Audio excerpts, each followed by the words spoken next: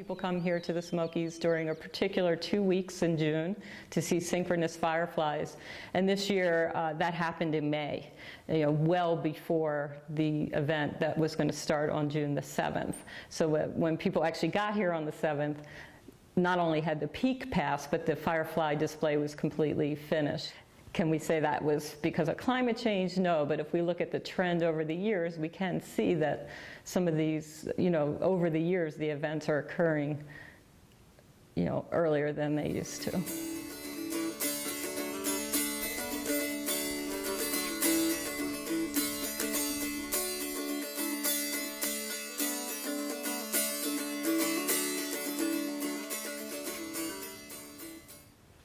Phenology is the time of year that certain events happen in the biological world. So when things flower and when they turn to fruit and when the leaves turn green on a plant, come out and then turn color perhaps in fall, those are all phenological events. When migratory birds come back from the tropics and start singing, set up territories, when they have their nests and when they depart, those are all phenological events. It can be at the community level or at species level. And this is important because there's a lot of synchrony between species and communities. And if climate change happens too rapidly or if other issues involving climate, temperature, and moisture, it could lead to impacts which we need to be aware of.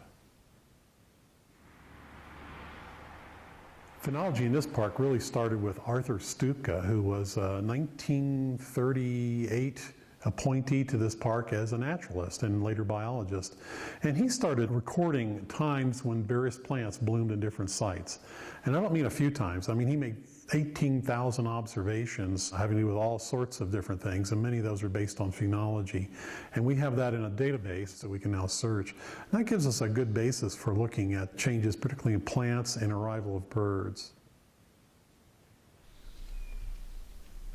We've had plots out now for 10 years, off and on, looking at the same exact 4-meter square area, 3 plots in a site, and then multiple sites at different elevations.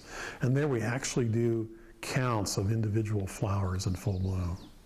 In some cases, the same species on an elevational transect. One other thing that we have been recording at the Great Smoky Mountains Institute at Tremont, over on the Tennessee side of the park, the teachers there and the students have been recording the first time they hear wood frogs sing, or the first time they see such and such a plant bloom, or the first time they see a dragonfly. And many of those species have been showing earlier phenology over the past couple of decades.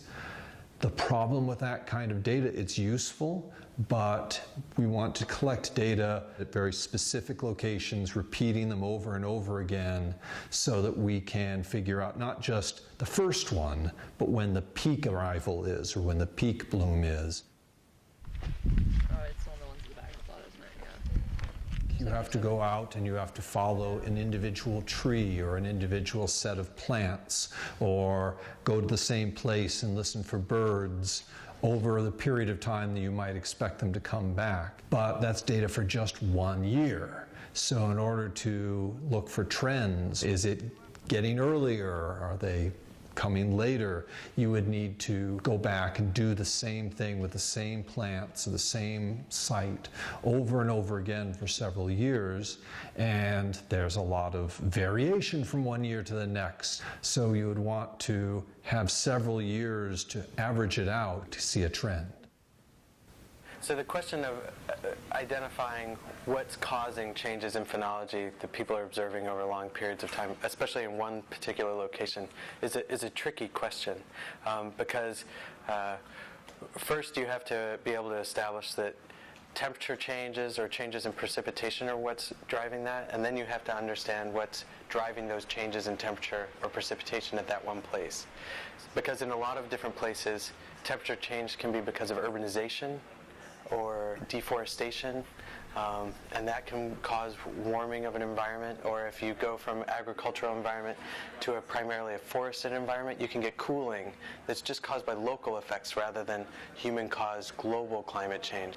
But what allows us to understand that phenological shifts more broadly are attributed to climate change is that we're seeing similar patterns in lots of different locations across the world, so that local climate change can't be the driver of all of them.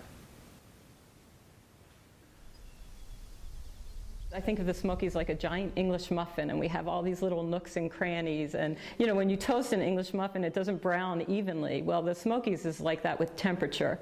So to really sample in the Smokies, you need to really get into all those nooks and crannies. And we just don't have enough park staff to do that. So with citizen scientists and carefully planned out locations of plots, we can actually get people to adopt a plot and go in and help us to collect this data about each little nook and cranny that we're interested in, that we just couldn't do as park rangers. So again, we're hoping that people will develop a relationship and actually start to notice changes that we as park staff might not see, because they're out there maybe on a weekly basis checking the same spot. They're going to really get to know that location and document those changes as opposed to just be anecdotal changes. 7.2. 7.2? We got it, yes! We got one! The reason why citizen science is such a great tool, for one, people like contributing. They like feeling like they're helping. You know, if you give people an opportunity to help collect data that you truly are using, and that's kind of the key. It's not citizen science if that data never gets put into a database, never gets looked at. But if you're truly using that data and people have a way to contribute to that data, they feel good about it, they like doing it, you know, they get that personal connection both with the park and with whatever it is they're studying, and it just, it's a total win-win situation. But we're going to be tracking this tree over time. Okay. So for this year, it's a 5. Yeah. I feel that the phenology study in particular has made the issue of climate change more accessible because it's a way for people to relate to it personally. You know, people around here, for instance, are tuned in to spring wildflowers and the leaves changing in the fall because our economy is really tied to the tourism that revolves around some of those events. So there are things that people notice anyway, but if we're letting them know about some of these possible mismatches, it's not just that the flowers are blooming 2 weeks earlier, but there's this whole kind of trickle-down effect that you get if flowers bloom earlier and the pollinators aren't there, and the birds who eat those pollinators, and you know, these things that can go out of synchronicity and out of whack, that there's this whole chain of events. And phenology is just beautiful for illustrating that, and it's happening now. It's not happening conceptually 10 years or 20 years in the future. Climate change is real, it's happening around the world today. Its effects are measured, seen, and felt in many different ways. And no matter what we'd like to hope, pretend, or just ignore, we've got lots to learn and do. Hey, now that's what this song is for.